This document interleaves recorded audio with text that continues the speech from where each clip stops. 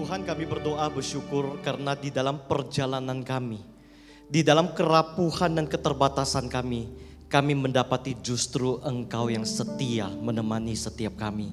Dan kami bersyukur Tuhan untuk setiap kami yang telah Engkau pulihkan. Untuk setiap kami yang telah lahir baru di dalam Kristus, penghakiman itu telah berlalu dari setiap kami. Sehingga pada saat ini dengan identitas yang baru kami tidak lagi hidup dengan menghakimi diri kami. Tapi kami dapat belajar setahap demi setahap sebagai murid Kristus. Kami adalah pembelajar pada masa kini. Dan kami rindu semakin dapat mengenal Kristus. Oleh karena itu pada saat ini Tuhan, ketika firman-Mu diwartakan bagi setiap kami, kembalilah berbicara bagi kami. Sentuh dan persiapkan hati kami Tuhan. Supaya kami bukan hanya menjadi pendengar, tapi kami menjadi pelaku firman. Terima kasih Tuhan. Kami berdoa, kami bersyukur, dan kami siap mendengarkan firman-Mu. Di dalam nama Tuhan Yesus kami berdoa. Amin. Silakan duduk Bapak Ibu Saudara sekalian. Shalom, selamat sore bagi setiap kita. Bersyukur kita dapat kembali berkumpul untuk belajar tentang firman Tuhan. Kemarin kita telah belajar bersama-sama tentang identitas di dalam Kristus, identity in Christ. Dan di dalam sesi yang kedua kemarin secara khusus kita menekankan tentang sebuah kesadaran. Menyadari bahwa kita memiliki identitas yang jelas di dalam Tuhan. Hari ini Bapak Ibu Saudara sekalian, kita akan semakin memperjelas untuk status posisi kita, identitas kita di hadapan Tuhan. Kemarin kita telah belajar bahwa transformasi itu terjadi. Untuk menolong setiap kita mengalami transformasi itu ada 3 I yang menjadi 3 tahapan yang harus kita lalui. Bapak Ibu masih ingat I yang pertama? I yang kedua? Imitation. I yang ketiga? Intentional life. Sekali lagi supaya kita dapat hafal bersama-sama karena kita adalah pembelajar. Yang pertama adalah identity, identitas ya. Kita dapat hafal bersama-sama. Dan yang kedua adalah imitation ya. Kita mengimitasi Allah. Kita berusaha untuk mengejar keserupaan. Baik Allah yang berinisiatif mengaruniakan keserupaan itu. Meskipun di dalam proses itu kita belajar untuk semakin serupa dengan Allah. Dan yang ketiga adalah intentional life. Kita hidup di dalam satu kondisi yang disengajakan. Untuk kemudian kita dapat melakukan firman Tuhan di dalamnya. Dan pada hari ini secara khusus kita akan belajar dan menutup sesi identitas ini di dalam sesi pada saat ini. Saya ingin mengajak kita untuk memahami ketika kita memasuki sesi yang ketiga ini dengan satu pemahaman bahwa transformasi itu terjadi karena ada konfirmasi Injil. Dan konfirmasi ini Bapak Ibu terbagi atas 2, konfirmasi mandat dan konfirmasi panggilan. Sekali lagi Bapak Ibu, ketika kita memiliki identitas yang jelas karena kita masih hidup di dalam kedagingan kita. Ketika kita komit mau melayani Tuhan, mau habis-habisan melayani Tuhan, seringkali Bapak Ibu kita membutuhkan banyak konfirmasi. Ya, kita perlu untuk diteguhkan kembali. Saya menolong kita untuk mengingat bagi kita yang sudah mengikuti Tuhan puluhan tahun. Dulu ada istilah KPR, begitu ya. Bukan tentang kita mengasuransikan rumah atau dan yang lainnya Bapak Ibu. KPR adalah satu momentum di mana terjadi kebangunan rohani, pemupukan rohani bagi anak-anak Tuhan yang sekian lama berkomitmen jatuh bangun, diteguhkan kembali. Maka pada umumnya gereja mengadakan ibadah KPR untuk meneguhkan kembali iman dan komitmen kita. Setiap saat ketika kita belajar ikut Tuhan, ketika kita belajar setahap demi setahap untuk melayani Tuhan, kita selalu membutuhkan konfirmasi. Kita selalu perlu untuk diteguhkan. Masalahnya Bapak Ibu, kita sering mencari konfirmasi di tempat yang salah. Sehingga bukan semakin diteguhkan, tetapi kita semakin down. Semakin jauh daripada Tuhan. Konfirmasi untuk kita dapat bertransformasi adalah dari Injil. Dan cuma berasal dari Injil.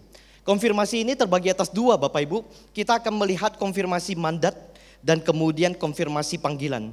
Konfirmasi mandat berkaitan dengan mandat kerja. Ya, kemarin kita telah belajar bersama-sama bahwa status kita, identitas kita Bapak Ibu Saudara sekalian tidak ditentukan oleh status. Bagaimana pekerjaan kita, bagaimana jabatan kita, bagaimana kehidupan kita, latar belakang kita, kekayaan kita, identitas kita karena kita dilahirkan kembali oleh Kristus. Tetapi pertanyaannya adalah kalau begitu untuk apa saya bekerja? Betul? Untuk apa saya bekerja dengan penuh pertanggungjawaban? Padahal saya menghabiskan waktu di dalam 1 hari 8 jam untuk bekerja. Saya sekolah dari SD sampai SMA, kemudian apply untuk kuliah semata-mata supaya mendapatkan pekerjaan yang baik. What for? Setelah menghabiskan waktu sekian lama, kalau kemudian pekerjaan itu tidak menentukan kualitas saya, tidak menentukan identitas saya. Hari ini kita akan belajar dari konfirmasi mandat kerja dan konfirmasi panggilan berkaitan dengan bagaimana Allah memanggil setiap kita. Kita lihat bagian yang pertama, konfirmasi mandat. Kejadian pasal yang pertama ayat 29. Ya, boleh kita baca bersama-sama Bapak Ibu. Kejadian pasal 1 ayat 26.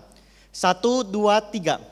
Berfirmanlah Allah, baiklah kita menjadikan manusia menurut gambar dan rupa kita, supaya mereka berkuasa atas ikan-ikan di laut dan burung-burung di udara, dan atas ternak, dan atas seluruh bumi, dan atas segala binatang melata yang merayap di bumi. Kemarin Bapak Ibu kita telah belajar bersama-sama melihat arti kata gambar. Nanti di dalam sesi berikutnya kita akan melihat arti kata rupa, dan secara khusus pada saat ini kita ingin belajar tentang arti kata berkuasa. Kita akan melihat slide berikutnya. Di sini dikatakan bahwa baiklah kita menjadikan manusia menurut gambar dan rupa kita, supaya mereka berkuasa, Bapak Ibu. Berkuasa di sini Bapak Ibu menggunakan akar kata weirdu yang tujuannya adalah untuk memimpin, untuk mengelola, dipercayakan untuk bekerja.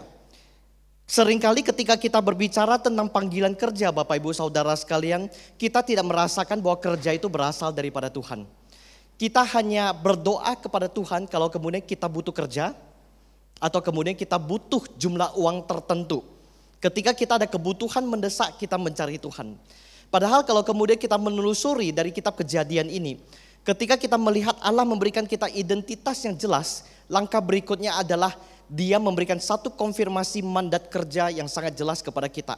Kerja itu adalah panggilan daripada Allah, bukan karena kita suka atau tidak suka. Oke, dengan demikian pada saat ini setiap kita yang bekerja, entah kita berprofesi sebagai guru, sebagai dokter, atau sebagai apapun Bapak Ibu, itu adalah mandat yang Allah percayakan kepada setiap kita. Bahasanya begitu Bapak Ibu, yang Allah percayakan, bukan Allah berikan. Seringkali kita merasa kita menjadi owner atas pekerjaan kita menjadi owner atas uang kita menjadi owner atas penghasilan kita. Itu adalah pemikiran yang salah. Itu adalah cara kerja dunia berusaha mereorder cara pandang kita. Harusnya Allah yang di atas, kerja adalah mandat yang dipercayakan. Iblis dan dunia mengubahnya menjadi kerja di atas, Allah di bawah. Allah mengikuti bagaimana kita bekerja. Bapak Ibu Saudara sekalian, oleh karena itu dengan memahami ini, maka kemudian kita dapat melihat bahwa kerja adalah salah satu cara Allah untuk mengajak setiap kita mengalami transformasi. Transformasi bukan hanya terjadi di gereja, transformasi bukan hanya terjadi di lingkungan keluarga, transformasi juga terjadi di lingkungan kerja.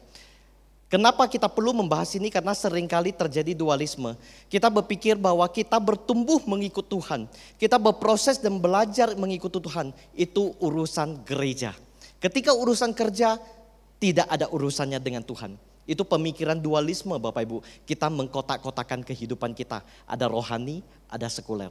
Tetapi ketika kita melihat konsep ini Bapak Ibu, kita akan mendapati bahwa kerja itu adalah mandat yang Allah percayakan.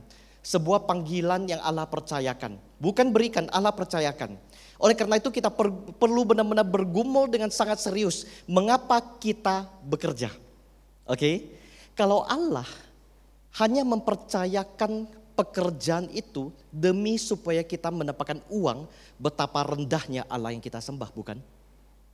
Sekali lagi, kalau Allah mempercayakan sebuah pekerjaan hanya supaya kita mendapatkan income di balik itu, bukankah betapa rendahnya Allah yang kita sembah? Berarti via ketika kita berbicara soal income, berbicara soal gaji, itu bukan goal daripada sebuah pekerjaan. Itu adalah konsekuensi logis ketika kita bekerja. Konsekuensi ketika kita bekerja, maka konsekuensi logisnya adalah kita mendapatkan uang. Bukan menjadi tujuan. Jadi tujuan Allah ketika memanggil setiap kita masuk ke dalam kerja adalah untuk supaya kita berproses di dalam transformasi. Kita dipanggil keluar untuk menjadi berkat. Bapak Ibu Saudara sekalian, konsep itu dari Kejadian Bapak Ibu sampai kemudian kita lihat seterusnya sepanjang Alkitab. Konsepnya selalu kita dipanggil keluar untuk memberkati. Salah satunya adalah di dalam dunia kerja. Di sanalah ketika kita memberkati orang lain, kita berproses, kita bertransformasi. Kita belajar untuk terus berproses di dalam Tuhan. Dengan kita bekerja Bapak Ibu Saudara sekalian, bukan hanya sekedar bekerja, tetapi memahami mengapa kita bekerja, maka kemudian Bapak Ibu kita akan berproses di sana. Saya berikan contoh sederhana. Ketika kemudian kita yang dipanggil dengan profesi guru, kita yang dipanggil sebagai profesi karyawan, kita yang dipanggil dengan berbagai jenis profesi, baik profesional, baik jasa, ataupun kemudian kita yang menjadi karyawan. Ketika di kantor, ketika di tempat kerja, di pabrik kita, pernahkah kemudian kita mengajak Tuhan untuk hadir di tengah-tengah pekerjaan kita? Hari ini Tuhan, saya akan pergi bekerja. Tolong Tuhan hadir, Tuhan pakai saya menjadi berkat. Ketika kita berinteraksi sama rekan kerja yang lain, Tuhan pakai saya untuk memberkati. Tuhan pakai saya menjadi berkat bagi konsumen saya. Tuhan pakai saya menjadi berkat bagi bos saya. Tuhan pakai berkat untuk menjadi berkat bagi bawahan saya. Bapak Ibu Saudara sekalian, itu peran kita. Sejak awal ketika kita berbicara soal panggilan Allah, itu selalu menjadi sumber berkat untuk diwariskan kepada yang lain. Kalau kita perhatikan Abraham, kalau kita perhatikan Ishak, kalau kita perhatikan Yakub, bahkan seterusnya Bapak Ibu sampai Yesus sendiri datang, tujuannya adalah untuk memberkati yang lain. Itu adalah konsep mandat kerja di mana kita dipanggil untuk penuh pertanggungjawaban bekerja di hadapan Tuhan. Jadi bukan karena demi income, bukan karena demi gaji. Ketika kita berproses dengan Allah di tengah-tengah pekerjaan itu, kita bertransformasi Bapak Ibu Saudara sekalian. Sekali lagi Bapak Ibu, ketika kita berproses dengan Allah di dunia kerja, itu kita bertransformasi. Saya berikan contoh sederhana. Seorang petinju Bapak Ibu Saudara sekalian ketika dia berada di arena, tentu ketika di dalam pertarungan seringkali dia terluka, mengalami patah tulang dan yang lainnya. Tapi somehow kita perlu memahami bahwa tulang yang semakin dipatahkan, dia akan semakin bertumbuh dengan kuat dan semakin kuat dan semakin kuat. Itu disebut dengan transformasi. Tapi kalau tulang itu tidak pernah berproses, tulang itu tidak pernah bekerja, dia akan menjadi tulang rapuh, sangat mudah sekali untuk dibengkokkan, sangat mudah sekali untuk dipatahkan. Tapi tulang yang selalu berproses Bapak Ibu, tulang yang selalu dipatahkan, dia akan mengalami transformasi, semakin kuat dan semakin kuat. Proses itu penting. Banyak anak Tuhan mengabaikan proses, melihat hasil akhir. Kita hidup di dalam dunia yang instan. Wih, pelayanan dia luar biasa, 24 jam di gereja. Dia selalu ke gereja. Ketika melayani luar biasa performance-nya. Tapi hari ini kok tiba-tiba dia bisa tidak ikut Tuhan lagi ya. Tiba-tiba kok dia tidak ikut Tuhan lagi. Tiba-tiba dia tidak ke gereja lagi. Karena kita hanya melihat hasil akhirnya. Kita hanya melihat aksi. Kita tidak melihat proses. Padahal proseslah yang menentukan bagaimana seseorang mengalami transformasi. Itu konfirmasi mandat kerja. Dengan demikian kita clear, kita memiliki identitas yang jelas. Saya memiliki identitas yang jelas bukan karena saya bekerja. Karena saya memiliki identitas yang jelas, Allah mempercayakan pekerjaan. Oke, Bapak Ibu, saya akan menyimpulkan poin yang pertama ini tentang konfirmasi mandat kerja. Karena saya memiliki identitas yang jelas, Allah mempercayakan mandat kerja. Bukan karena saya memiliki kerjaan yang keren, saya punya identitas yang jelas, bukan. Karena saya adalah anak Allah, saya memiliki kejelasan identitas, maka Allah mempercayakan mandat kerja. Berarti tidak ada pekerjaan yang dapat dipandang sebelah mata. Tidak ada pekerjaan yang sepele. Dari yang kemudian menghasilkan income besar sampai income kecil Bapak Ibu, semuanya adalah mandat yang Allah berikan untuk kita berproses di dalamnya. Oleh karena itu ketika kita memahami bagian ini, maka saya berharap kita dapat bersama-sama berjaga-jaga tentang isu identitas. Tadi saya sudah menyampaikan kepada setiap kita bahwa Allah menciptakan setiap kita dengan sempurna. Tetapi seringkali Bapak Ibu, karena kita masih hidup di dalam kedagingan, kita hidup di dalam kekosongan, hidup di dalam keberdosaan, maka Bapak Ibu Saudara sekalian, sekali lagi sangat gampang kita untuk mencari pengakuan dan penghargaan, untuk meneguhkan identitas kita melalui martabat dan kesuksesan. Jadi saya sangat berharap setiap kita ketika mengikuti sesi ini kita dapat benar-benar paham. Sekali lagi, kerja itu tidak menambah identitas kita. Kerja itu dipercayakan Allah karena kita adalah anak-anaknya. Karena kita memiliki identitas yang jelas. Setelah kita belajar tentang konfirmasi mandat, sekarang saya ingin mengajak kita untuk melihat bersama-sama tentang konfirmasi panggilan. Ini menjadi dua hal yang penting. Ketika kita hidup di dunia ini sebagai murid Kristus, kita punya dua tanggung jawab. Kita melayani dan kita bekerja. Melayani dalam lingkup manapun. Bekerja adalah mandat yang Allah berikan. Sehingga dua area ini yang selalu meneguhkan kita untuk terus-menerus mengalami transformasi. Kita akan melihat bagian yang kedua berbicara tentang konfirmasi panggilan. Dari 2 Korintus pasal 5 ayat 17 sampai 18. Saya boleh minta Bapak Ibu untuk bacakan bagi saya. 1, 2, 3.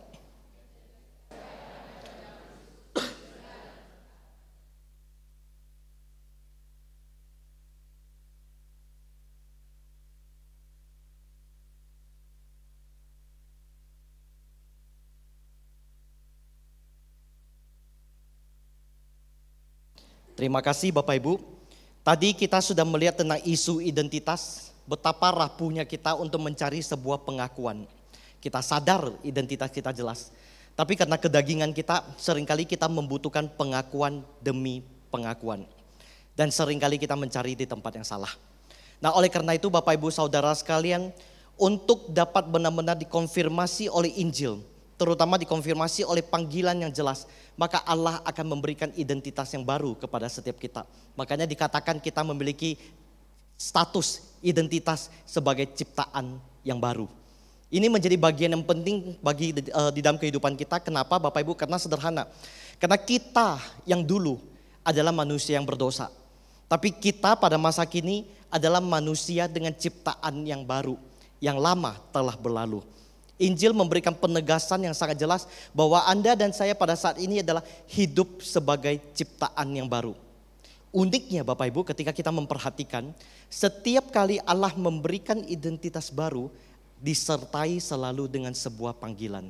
Saya berikan contoh sederhana, kita perhatikan. Berbicara tentang ketika Allah memberikan identitas baru, Allah memberikan sebuah panggilan. Allah selalu memberikan identitas baru Bapak Ibu.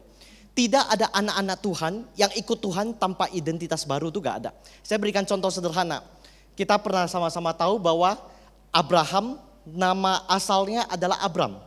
Tetapi ketika dia dipanggil oleh Allah, Allah memberikan nama Abraham. Demikian juga istrinya Bapak Ibu, namanya adalah Sarai.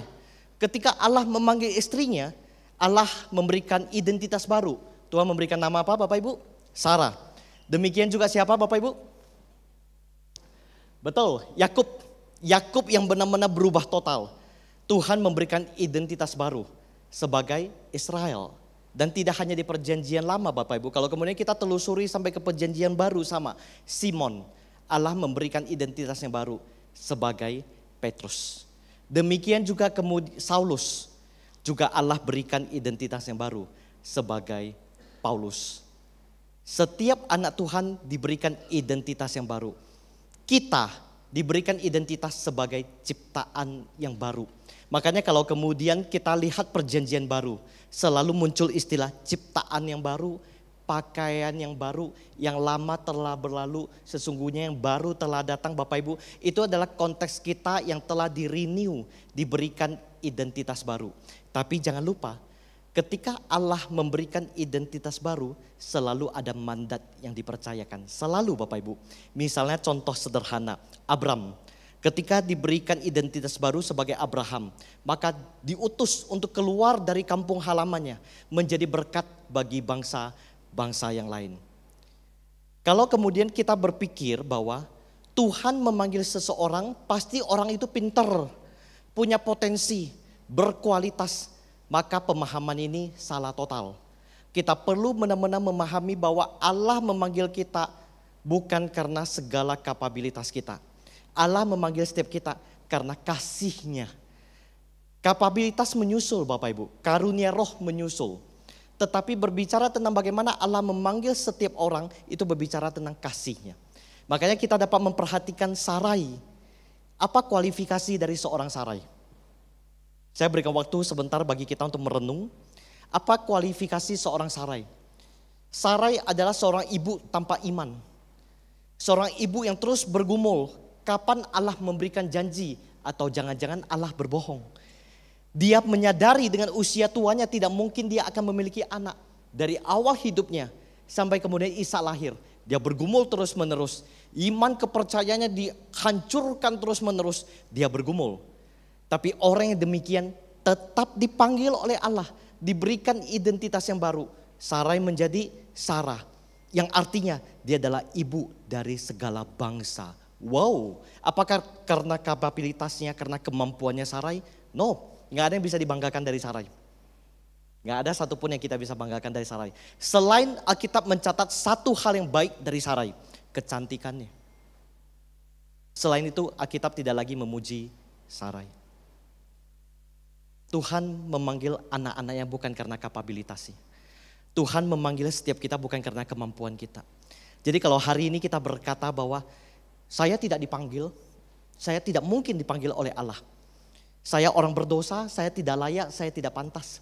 Saya tidak mampu berbuat apa-apa. Saya orang tidak pintar, saya tidak pandai ngomong, saya tidak pandai melayani. Maka berarti pemahaman kita tentang Allah salah. Allah memanggil setiap kita. Dengan diberikan identitas baru, Allah akan mempercayakan mandat yang baru kepada kita. Yaitu konfirmasi panggilan. Dan Allah akan mengaruniakan segala karunia yang kita butuhkan untuk melakukannya. Kita tidak perlu khawatir. Oke. Jadi ini menjadi pembelajaran, peneguhan bagi setiap kita. Kita tidak dapat dipercayakan mandat tanpa memiliki identitas yang baru. Karena masa lalu kita adalah masa lalu yang berdosa. Masa lalu kita adalah masa lalu yang tidak layak. Masa lalu yang penuh dengan ketidaklayakan. Tapi ciptaan yang baru memberikan penegasan bahwa kita telah dilayakkan untuk menerima panggilan itu. Pertanyaannya pada masa kini, Allah memanggil kita untuk apa? Betul? Menjadi pertanyaan untuk kita gumulkan bersama-sama, Allah memanggil kita untuk apa? Allah jelas memanggil Abram menjadi berkat bagi bangsa-bangsa. Siapa yang memberkati Abram akan diberkati dengan luar biasa. Tuhan juga memberikan mandat kepada Petrus, Tuhan juga memberikan mandat kepada Paulus. Sekarang kita adalah anak-anak Tuhan dengan identitas yang baru. Disebut dengan ciptaan yang baru. Panggilan kita apa Bapak Ibu? Jawabannya sederhana. Jawabannya ada terdapat di dalam Matius 28 ayat 19 sampai 20. Allah ingin setiap kita mengambil bagian di dalam kerajaannya. Allah ingin Anda dan saya mengambil bagian di dalam kerajaannya. Bapak Ibu Saudara sekalian, itu sebuah kehormatan. Kita bukan hanya bekerja, sekedar bekerja di dunia ini, tetapi kita memenuhi kerajaan Allah hadir di dunia ini. Dan kita bukan hanya sekedar bekerja karena kita juga dipanggil untuk mengambil bagian di dalam kerajaan Allah. Sehingga dimanapun kita berada, kita adalah representasi Allah, mewakili Allah hadir di tengah-tengah dunia ini untuk mengambil bagian di dalam kerajaannya. Sehingga pada saat ini ketika kita melayani, itu kita sedang belajar. Ketika kita menyembah, kita sedang belajar. Ketika kita bersekutu, kita sedang belajar. Sehingga sampai nanti, sebagaimana dicatat di dalam Wahyu, kerajaan Allah yang sempurna itu hadir tengah-tengah kita. Kita dapat melayani Dia dengan penuh waktu, dengan penuh hati, dengan penuh kasih. Bapak Ibu Saudara sekalian, keberadaan kita di dunia ini adalah untuk mengambil bagian di dalam kerajaan Allah. Seperti apa tepatnya? Tertuang dengan sangat jelas Matius 28 ayat 18 sampai 20. Karena itu pergilah, jadikanlah semua bangsa muridku, dan baptislah mereka di dalam nama Allah Bapa, Putra, dan Roh Kudus. Dan ajarlah mereka untuk melakukan segala hal yang telah kuajarkan kepadamu. Dan ketahuilah, aku akan menyertai engkau sampai kepada akhir zaman. Kalau Bapak Ibu berkata, Pak Teddy, teks ini begitu rumit, saya tidak memahami. Maka saya untuk menolong setiap kita memahami, Bapak Ibu dapat melihat setiap kata yang telah dikasih warna kuning. Itulah menjadi tanggung jawab kita. Pergilah, jadikanlah, ajarlah. Itulah tanggung jawab kita untuk memuridkan. Kenapa ini penting Bapak Ibu? Karena ini adalah mandat panggilan yang Allah berikan. Konfirmasi panggilan yang Allah berikan di dalam kehidupan kita. Untuk kita menjadi murid dan memuridkan. Berarti artinya setiap anak Tuhan harus pergi, menjadikan, dan mengajarkan. Bagaimana kita dapat mengajar kalau kita tidak belajar? Oleh karena itu setiap kita memiliki tanggung jawab untuk terus-menerus belajar mengenal Allah. Itulah yang disebut dengan memuridkan, pemuritan, kemuritan. Tertuang dengan sangat jelas, pergilah, jadikanlah, dan kemudian ajarkanlah. Ketika orang yang kita ajar sudah bisa melakukan hal yang sama, utuslah supaya dia pergi, menjadikan, mengajarkan. Begitu seterusnya. Itu yang disebut dengan multiplikasi. Bapak Ibu, transformasi itu selalu mengalami multiplikasi. Jadi saya sangat berharap dengan memahami ini Bapak Ibu, maka Matius 28 ayat 18 sampai 20 ini bukan hanya menjadi tugas hamba Tuhan, tugas majelis, tetapi setiap anak Tuhan memiliki peranan untuk memuridkan. Di sana kita berproses. Di sana kita mengalami transformasi. Saya rindu Bapak Ibu dengan memahami identitas bagian yang kedua ini kita semakin clear. Saya menolong kita untuk menyimpulkan demikian. Ketika kita memiliki kejelasan identitas, karena kita telah dipulihkan oleh Allah, dilahir barukan oleh Allah. Maka Allah memberikan dua jenis konfirmasi di dalam kehidupan kita untuk terus memberi peneguhan supaya kita dapat bertransformasi. Pertama adalah konfirmasi mandat kerja. Kerja bukan untuk menghasilkan income, tapi kita dipanggil untuk menghadirkan kerajaan Allah di marketplace. Untuk menjadi berkat menghadirkan Allah. Kita juga dipanggil dengan diberikan identitas yang baru Bapak Ibu. Untuk melaksanakan amanat agung. Matius 18 sampai 20. Kalau kemudian ada anak Tuhan yang mengatakan, Pak Teddy saya terbatas. Maka berdoalah kepada Tuhan yang kau sembah di dalam nama Tuhan Yesus. Mintakanlah kuasa itu, mintakanlah karunia itu, mintakanlah kemampuan itu. Maka Allah akan memberkati, Allah akan memampukan sehingga kita dapat melayani Allah. Biarlah sesi ini menolong setiap kita untuk benar-benar memahami bagaimana kaitan identitas kita dengan dunia kerja kita. Bagaimana kaitan identitas kita dengan panggilan kita sebagai murid Kristus. Mari kita berdoa.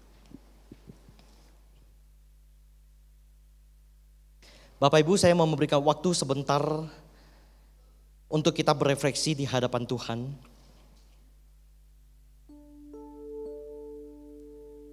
Sejauh apa kita berproses menghadirkan Allah ketika kita bekerja? Baik sebagai guru, baik sebagai karyawan, sebagai pengusaha, dokter, tenaga ahli dalam berbagai profesi. Apakah Allah hadir di sana?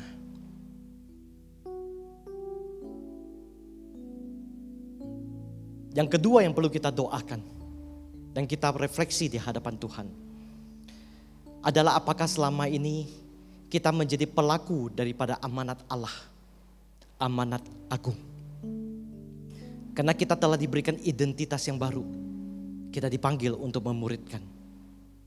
Apakah pada hari ini kita dapat berkata, ada satu nama yang dapat kita sebutkan, orang yang telah kita muridkan. Kalau kita dapat menyebutkan satu nama tersebut, berarti kita telah melakukannya di dalam kehidupan kita. Datanglah pribadi kepada Tuhan. Jika engkau belum menghadirkan Allah di dunia kerja, maka mintalah Allah Roh Kudus memberikan ilham, memampukan kita untuk menghadirkan Allah menjadi berkat di tengah-tengah segala pekerjaan kita. Sehingga setiap karyawan kita, rekan kerja kita, setiap pagi merindukan kehadiran kita.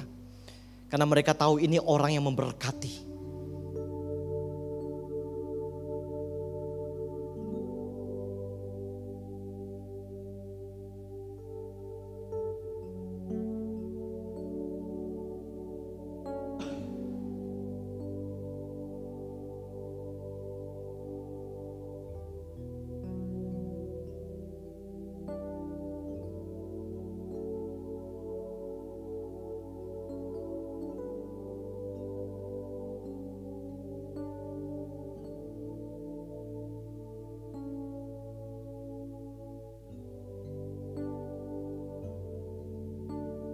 Pada saat ini setiap kami anak-anak-Mu Tuhan. Kami mengakui di hadapan Tuhan bahwa Engkau telah mati bagi setiap kami. Menebus dan memulihkan gambar diri kami. Kami telah menjadi ciptaan yang baru. Oleh karena itu Tuhan, ketika kami hidup di tengah-tengah dunia dan gereja Tuhan, biarlah kami hidup dengan identitas yang baru.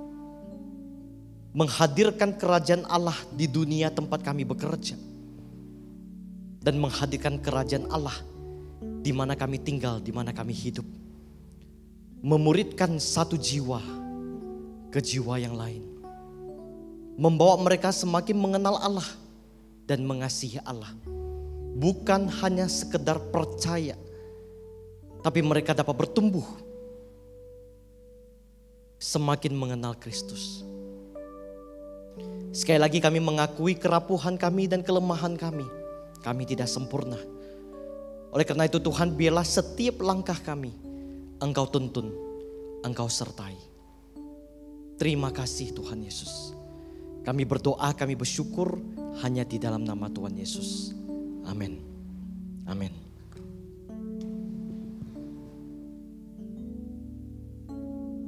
Mari kita sama-sama memberikan aplaus untuk Pendeta Teddy Wijaya yang sudah membagikan kebenaran firman Tuhan di sesi ini. Saya yakin setiap kita boleh diberkati di dalam sesi ini. Ada hal-hal yang Tuhan ingin nyatakan, Tuhan ingin tegur bagi setiap kita.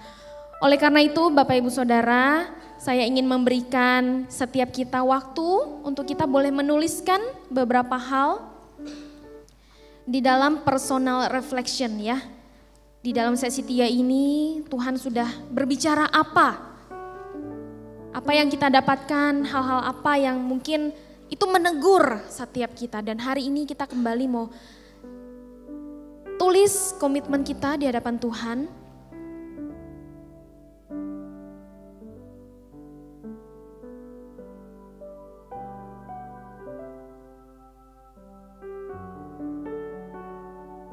Boleh dinyalakan lampu sedikit? Ya, terima kasih.